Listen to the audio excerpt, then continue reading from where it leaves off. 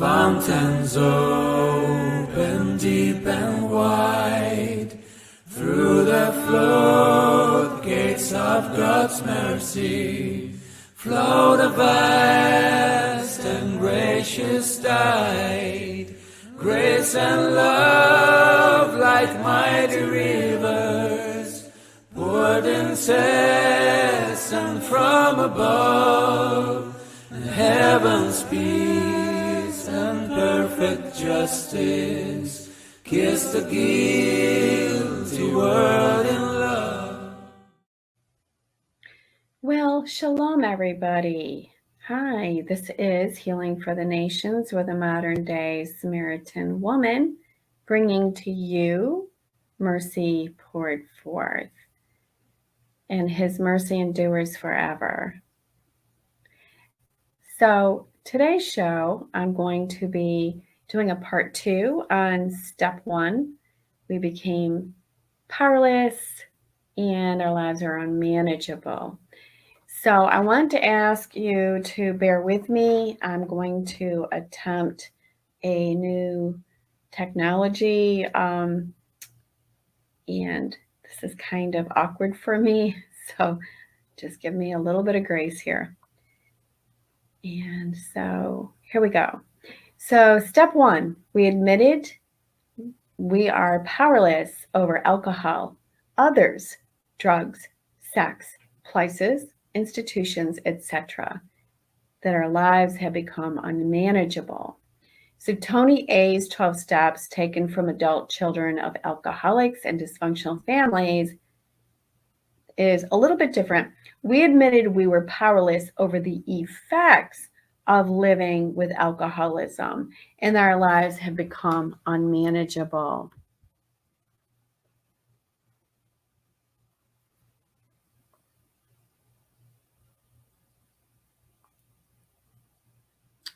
So having some technical difficulties here. Please forgive me. Okay, we're going to try it a different way. So, snapshots of people in the Bible that were powerless. David, traumatized by King Saul's repeated attempts of murder. David's raw emotions before Yah. My soul was grieved. I was embittered in my heart. I was so senseless and ignorant. I was a brute beast before you. Nevertheless, I am continually with you. You have held my right hand. That's Psalms 73, 21 through 23. What about this? Being summoned by the king. Remember the story of Bathsheba. She was summoned by King David. She was powerless. If she said no, chances were she would lose her life. Uriah, powerless over the deceitful plots of his king. King David, once again, he raped Bathsheba, got her pregnant. He sent for Uriah, tried to get Uriah drunk and tried to manipulate Uriah into sleeping with Bathsheba to cover up his sins of adultery and rape. Let's be real. And so Uriah was a man of integrity, and he refused to go home and sleep with his wife while his other soldiers, the other soldiers, were out in battle. And so King David sent Uriah to the front lines to be killed. And then Nathan, the prophet, confronts David's sin, and there was some severe consequences ahead. That baby died, and so Bathsheba lost her husband, lost her baby, lost her, I'm going to say, happy life with her husband, and was powerless over King David's decisions. What about the rape of Tamar? There was no justice from her father, King David. She lived the rest of her life in desolation and isolation. Queen Vashti, she took a stand against the king. She did not want to be paraded in front of a bunch of drunken men at her husband's party. And because she said no, set a strong boundary, she was banished as the queen. What about Esther? She was kidnapped and trafficked for the king. What about the Hebrews? They were enslaved for centuries. What about Joseph? Sold by his own brothers, preyed upon by his master's wife, and falsely accused of rape. Then he was imprisoned. What about Job? He lost everything, and then his wife tells him, curse God and die. What about his friends? His friends re-victimized him, spiritually abused by his wife and his friends. Hopelessness and despair, inner turmoil, self-hatred, self-blame, and often we sabotage ourselves. Unmanageability. So the unmanageability in our lives renders us without ability to do what the Father has called us to do. These pictures of this little boy, they look absolutely powerless. That one little boy looks like he has a black eye. Children are powerless over the dysfunction, the violence, the drinking, the drugging that goes on in the home.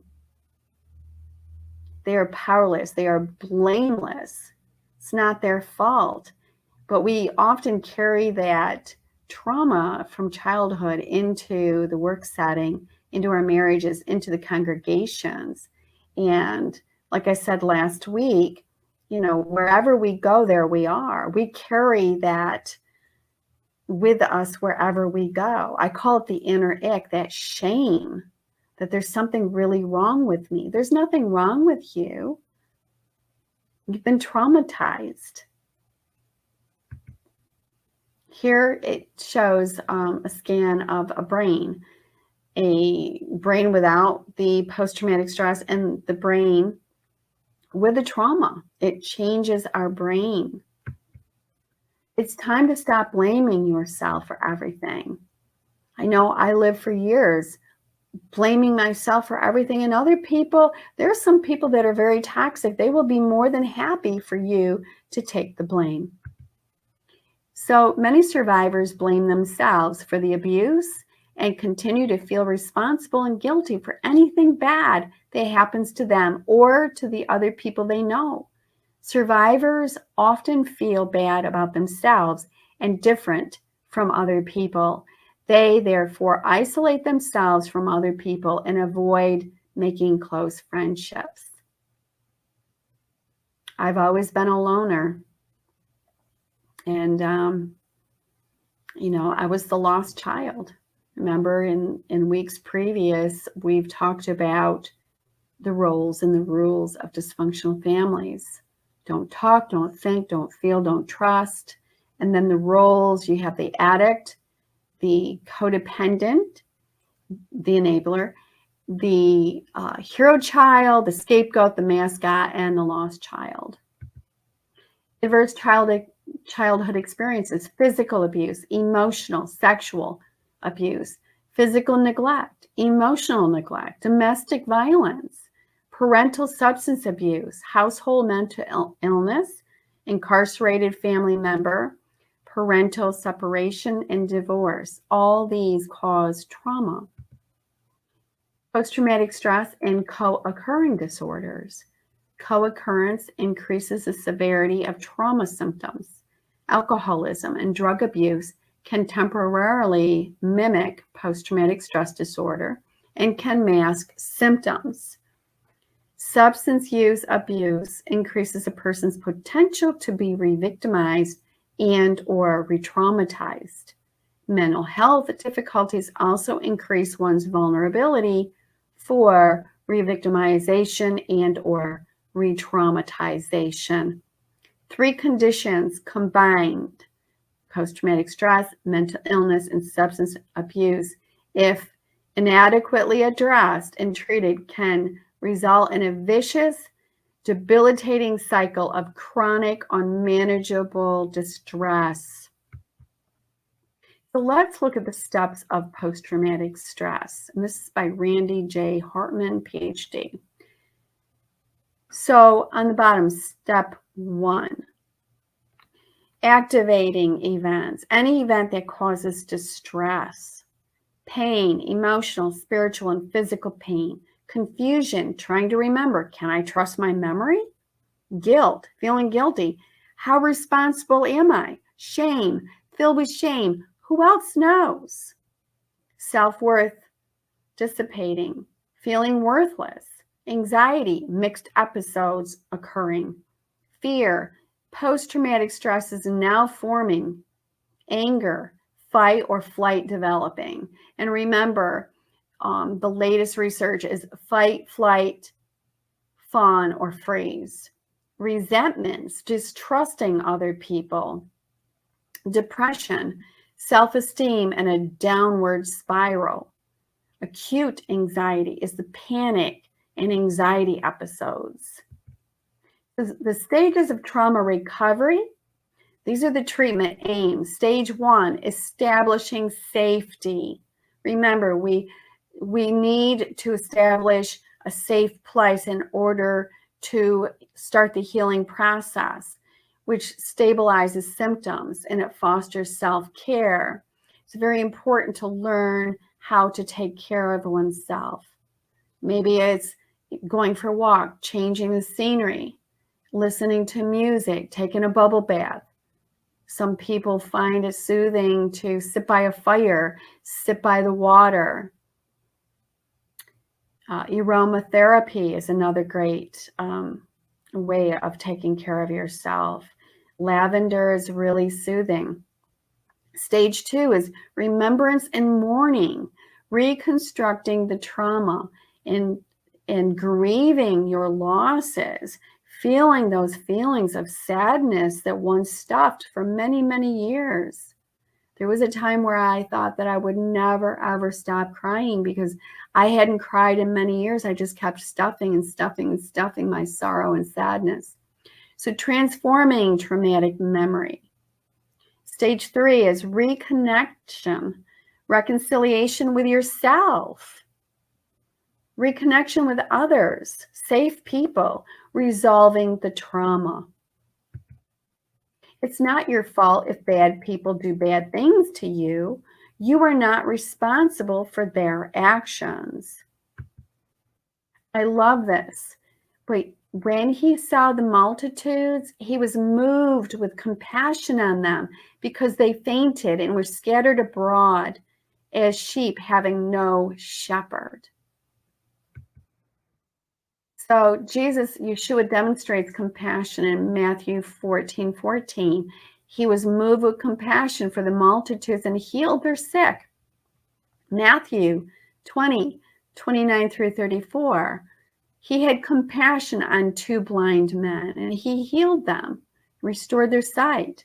Mark 1:40-41. Yeshua was moved with compassion for a leper who came to him. He also healed the leper. Luke 7:11 through 14. He had compassion on the widow in a city called Nain. Mark 6:34. He was moved with compassion, so he taught the multitudes. And these are just a few scriptures that shows the compassion of Yeshua. I love this. The story of Hagar in Genesis 16 and also Genesis 21:8 through 21.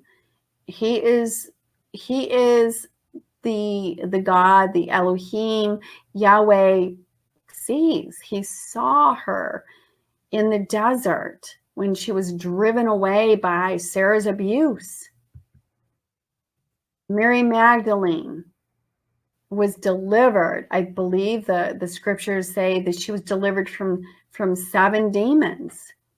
The woman at the well, he came to the woman at the well, and I call it the first therapy session, and told the woman all about her life.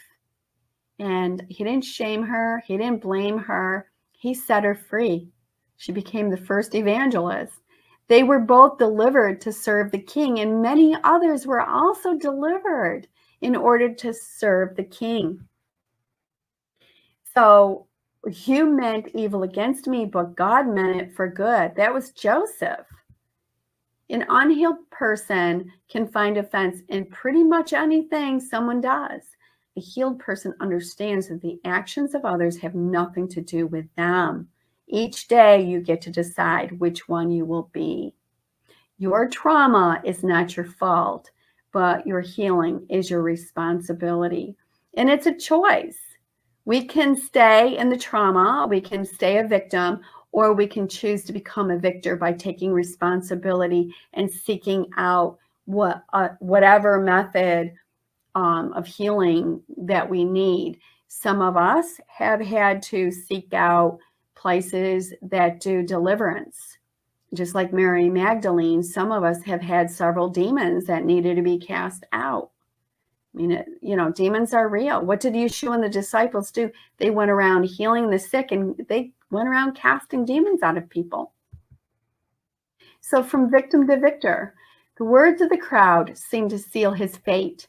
Some would call him victim of man's cruel hate. Along a dusty road he made his way, knowing that he was to die that day. But the world was wrong. Not a victim was he. He was a victor, come to make us free. Out of the grave, he lives again, offering us a new life to begin. From victim to victor, like Christ, we live again. No more to let the plans of Satan overcome and win. God wants you to be a victor and not a victim. So we're going to wrap this up. There's a couple of readings that I wanted to share with you.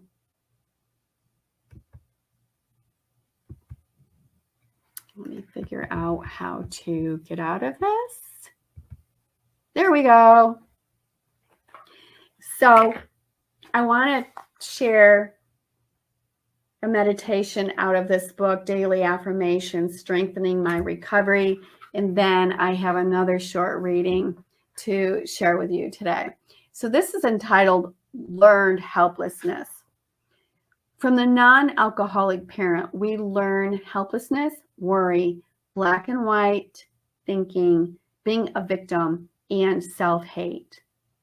Many of us grew up with one parent who was an abuser and the one who was our caretaker.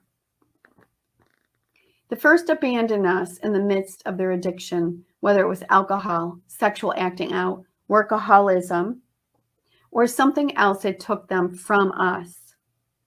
The other parents seemed to hold things together, and we were grateful. But we were often drawn into their addictions, including their extreme points of view, worry, and playing the relationship victim. We had to participate in order to survive. As adults, we saw that some of our learned behaviors kept us from owning our own power. Many of us were still afraid of aggressive people. We worried constantly, seemingly about everything. We played the victim at work and in our relationships. We were naturals because our codependent caretaker parent modeled that behavior for us for years. When we finally realized how we hated ourselves for these behaviors, we knew it was time to get help. We learned in ACA that our self-destructive behaviors come from both parents. New feelings surface with our realizations, although we aren't always sure where they come from. It can be startling, but we honor those feelings and don't push them away. As we continue to make progress, we release our self-destructive patterns, recognizing their origins. They no longer have a place in our lives. On this day, I now choose my own role in how I respond to the world around me.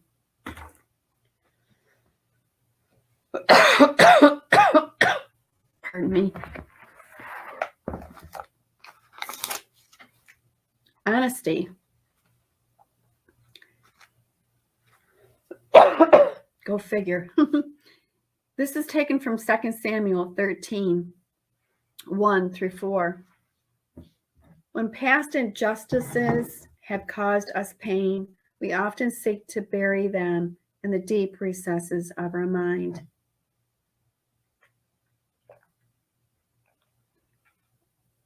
Being dishonest with ourselves this way, however, almost always allows pain from the past to translate into mistakes and suffering in the future. We often become powerless against the strength of our inner turmoil. We lose control of the very feelings we have tried to hide. Absalom became powerless against his hatred and his rage. They ultimately controlled his life to the point that he fought to overthrow his own father's rule. He was outraged when his half-brother raped his sister Tamar. When King David did nothing to avenge his daughter, Absalom vowed revenge in his heart. He waited until the time was right and murdered the guilty brother.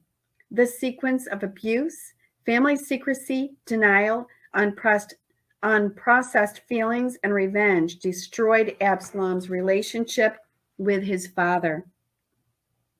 Absalom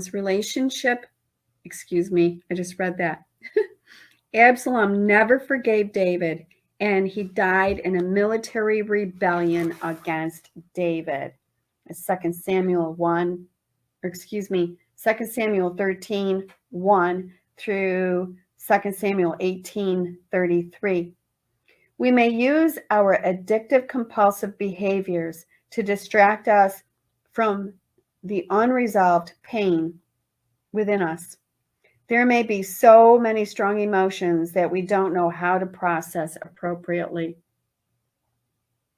So we simply try to stuff them down inside. Eventually, these feelings are expressed in some other way.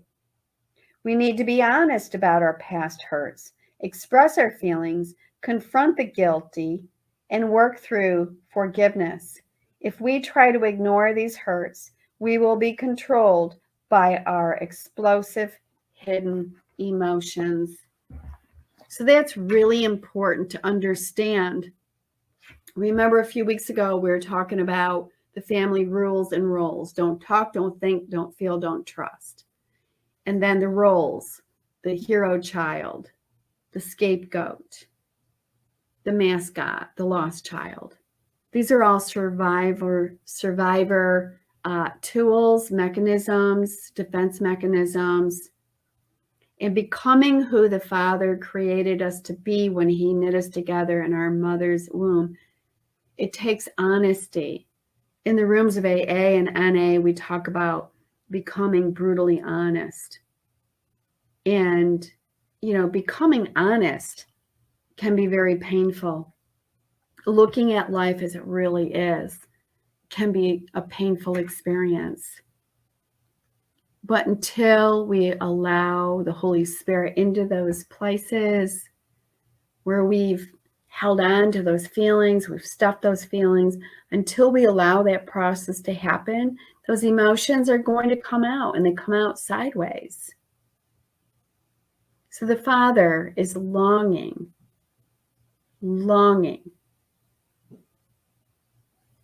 to have a bride without spot and without wrinkle, an authentic relationship with our authentic selves. So may you be blessed. May you hear his voice calling you to the path of recovery, restoration, into the path that leads to the Father's heart. With that, I bid you shalom.